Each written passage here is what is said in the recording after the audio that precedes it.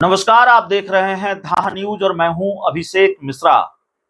देखिए, चुनाव आयोग ने आज बिहार में होने वाले विधानसभा चुनाव की तारीख, उपचुनाव की तारीखों की घोषणा कर दी। माफ कीजिएगा, बिहार में विधानसभा चुनाव में अभी 1 साल से ज्यादा का वक्त बाकी है, अगर तय समय पर बिहार में विधानसभा के चुनाव हुए तो।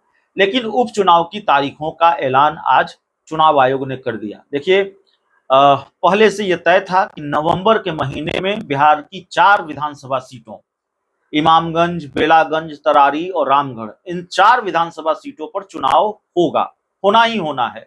जाहिर है, इन सीटों के विधायक अब सांसद बन गए, सीटें खाली हैं तो चुनाव आयोग तो चुनाव कराएगा ही, क्योंकि विधानसभा के चुनाव में अभी वक्त है तो उपचुनाव होगा। इससे पहले आपने देखा कि रुपौली विधानसभा सीट पर उपचुनाव हो चुका है और जो सीट न एनडीए के हिस्से आई, न इंडिया गठबंधन के हिस्से आई, शंकर सिंह निर्दलीय वहां से बाजी मार ले गए। अब 4 सीटों पर चुनाव आयोग ने तारीखों की घोषणा कर दी है। महाराष्ट्र और झारखंड विधानसभा चुनाव की तारीखों की घोषणा की गई है। तो खैर, हमारी दिलचस्पी बिहार उपचुनाव को लेकर ज्यादा है और बिहार के दर्शकों की दिलचस्पी बिहार के उपचुनाव को लेकर ज्यादा होगी। तो बिहार उपचुनाव पर बात करेंगे। अब सवाल है कि कैंडिडेट कौन होगा, उम्मीदवार कौन होगा, कौन कहां से किस पहलवान को मैदान में उतारेगा। आरजेडी का कैंडिडेट कौन होगा, सीपीआईएमएल का कैंडिडेट कौन होगा, प्रशांत किशोर का कैंडिडेट कौन होगा, बीजेपी का कैंडिडेट कौन होगा, जेडीयू का कैंडिडेट कौन होगा, इस पर निगाह टिकी हुई है। देखिए, एनडीए और इंडिया गठबंधन यानी आरजेडी, बीजेपी, सीपीआईएमएल, जेडीयू के कैंडिडेट लगभग फाइनल हैं, वहां बहुत सस्पेंस नहीं है। लेकिन प्रशांत किशोर ने ऐलान किया है कि 25 का हम इंतजार नहीं करेंगे। 2024 में जो 4 सीटों पर विधानसभा के उपचुनाव होने हैं, उसी में सबको सल्टा देंगे। तो निगाह इस बात पर टिकी हुई है कि प्रशांत किशोर के पास ऐसा कौन सा पहलवान है, प्रशांत किशोर के पास कितना तगड़ा उम्मीदवार है इन 4 विधानसभा सीटों पर, जिसके बूते वो दावा कर रहे हैं कि चारों विधानसभा सीटों पर हम निपटा देंगे। प्रशांत किशोर हल्की बात कर रहे हैं या वाकई उनके पिटारे में कुछ है, या वाकई उनके तर्कस में कोई ऐसा तीर है जिसके सहारे प्रशांत किशोर ये दावा कर रहे हैं कि वो निपट लेंगे बिहार विधानसभा उपचुनाव में, सबको निपटा देंगे। 25 का तो इंतजार ही नहीं करेंगे, 24 में ही सबसे सलट लेंगे। तो प्रशांत किशोर पर निगाह टिकी हुई है इस उपचुनाव में कि आखिरकार प्रशांत किशोर के पिटारे में क्या है। अब कौन से पहलवान, 4 सीटों पर वो कौन कौन पहलवान उतारेंगे। जातीय समीकरणों का ख्याल भी रखेंगे, जातीय कार्ड भी खेलेंगे, उस लिहाज से उन्होंने क्या रणनीति बनाई है बिहार उपचुनाव को लेकर। वो तो दूसरे नेताओं के रणनीतिकार की भूमिका में रहे हैं, कई राजनीतिक दलों के लिए चुनाव में उन्होंने रणनीतिकार की भूमिका निभाई है। तो उनकी जो रणनीतिक कौशल है, चुनावी रणनीति बनाने का जो उनका मादा है, उनका जो हुनर है, वो उनकी अपनी पार्टी के लिए, वो खुद उनके लिए कितना काम आता है, ये भी एक इम्तिहान है प्रशांत किशोर के लिए 2024 के विधानसभा उपचुनाव में जो 4 सीटों पर होने हैं। लेकिन प्रशांत किशोर इस मामले में आगे निकल गए हैं कि सबसे पहले वो अपनी पार्टी के उम्मीदवारों के नाम का ऐलान करने जा रहे हैं। बिहार विधानसभा उपचुनाव में जनसुराज का उम्मीदवार रामगढ़ से कौन होगा, जनसुराज का उम्मीदवार बेलागंज से कौन होगा, इमामगंज से कौन होगा, तरारी से कौन होगा, इन सारी सीटों पर प्रशांत किशोर अपने उम्मीदवार के नाम का ऐलान करने जा रहे हैं। और कल जनसुराज की तरफ से एक प्रेस कॉन्फ्रेंस बुलाई गई है सुबह 11 बजे, और कल ये तय हो जाएगा कि कौन उम्मीदवार कहां से चुनावी मैदान में उतर रहा है, प्रशांत किशोर किसको कहां से टिकट दे रहे हैं।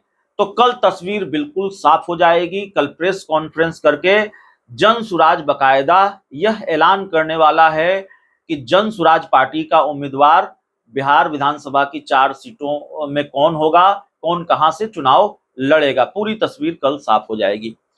देखिए, बिहार में होने वाला विधानसभा चुनाव सिर्फ इसलिए महत्वपूर्ण नहीं है कि उसको आप सत्ता का सेमीफाइनल कह सकते हैं, सत्ता का सेमीफाइनल माना जा रहा है, सियासत का सेमीफाइनल माना जा रहा है, क्योंकि बिहार में 2025 में विधानसभा के चुनाव हैं और उससे पहले विधानसभा का ये उपचुनाव जाहिर है सेमीफाइनल है, हर राजनीतिक दल के लिए महत्वपूर्ण है। आरजेडी के लिए ज्यादा महत्वपूर्ण है क्योंकि 2 सीटें उसकी सिटिंग सीट है और उसको अपनी सीटें बरकरार रखनी है, उसको अपनी सीटें बचानी है, तो उसके लिए भी चुनौती है। एनडीए के लिए चुनौती है कि बिहार में लोकसभा चुनाव के बाद पहला उपचुनाव एनडीए हार चुका है, तो फिर इस उपचुनाव में एनडीए के लिए चुनौती है कि हार के सिलसिले को खत्म किया जाए। नहीं तो परसेप्शन ये बनेगा कि भाई विधानसभा चुनाव में एनडीए के लिए मुश्किल होने वाली है। ये तमाम चीजें हैं। बिहार उपचुनाव पर इसलिए भी निगाह टिकी हुई है, बिहार उपचुनाव पर लोगों की नजरें इसलिए भी टिकी हुई हैं, प्रशांत किशोर इसकी बहुत महत्वपूर्ण वजह है। प्रशांत किशोर ने जिस तरह से ये कहा कि हम बिहार उपचुनाव में सबसे सलट लेंगे, तो ये देखना बड़ा दिलचस्प हो रहा है, या देखना बड़ा दिलचस्प होगा, लोगों को इंतजार इस बात का है कि वाकई प्रशांत किशोर इस उपचुनाव में कितना कमाल कर पाते हैं। प्रशांत किशोर का इम्तिहान है। प्रशांत किशोर ने बहुत तामझाम के साथ अपनी पार्टी बनाई, मेहनत भी खूब की, इसमें भी कोई शक की गुंजाइश नहीं है, इस कहने में भी कोई गुरेज नहीं होना चाहिए। बिहार का दौरा उन्होंने किया, पूरे बिहार को लांघा उन्होंने पिछले कई महीनों में, और हजारों किलोमीटर की यात्राएं उन्होंने बिहार में की है, तो मेहनत की है।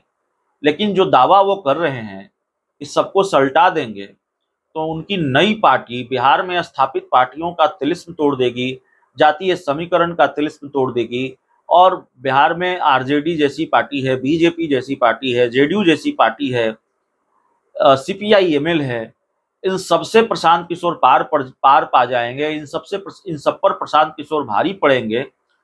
अभी ये कहना मुश्किल है, और पता नहीं प्रशांत किशोर को ये भरोसा क्यों था, या कॉन्फिडेंस है या ओवर कॉन्फिडेंस है, लेकिन प्रशांत किशोर कह रहे हैं कि हम बिहार में 24-25 में नहीं 24 में सबको सल्टा देंगे। तो इतना भरोसा क्यों है प्रशांत किशोर को कि वो 2024 में ही सबको सल्टा देंगे, 2024 में ही वो सबसे निपट लेंगे और 2024 के उपचुनाव में उनको जीत मिल जाएगी।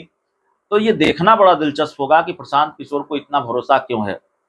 तो प्रशांत किशोर की वजह से भी बिहार उपचुनाव पर सबकी निगाहें टिकी हुई है। देखिए, देश के 2 महत्वपूर्ण राज्यों में चुनाव हैं विधानसभा के, बावजूद इसके उन 2 राज्यों के साथ-साथ और देश के एक बड़े राज्य उत्तर प्रदेश में बिहार से ज्यादा विधानसभा सीटों पर, तकरीबन 10 सीटों पर विधानसभा के उपचुनाव हैं, लेकिन फिर भी बिहार पर ज्यादा नजर रहेगी, मेरा ख्याल है, क्योंकि देश की निगाह इस वक्त इस बात पर टिकी हुई है कि प्रशांत किशोर जो प्रधानमंत्री और मुख्यमंत्री बनाने का दावा दूसरों को करते हैं, वो अपनी पार्टी के लिए क्या कर पाते हैं, उनकी उनकी जो रणनीति है उनकी अपनी पार्टी के किस काम आती है, और क्या कमाल वो उपचुनाव में कर पाएंगे, क्योंकि फिर इसी से तय होगा कि प्रशांत किशोर विधानसभा उपचुनाव में फैक्टर हैं कि नहीं है।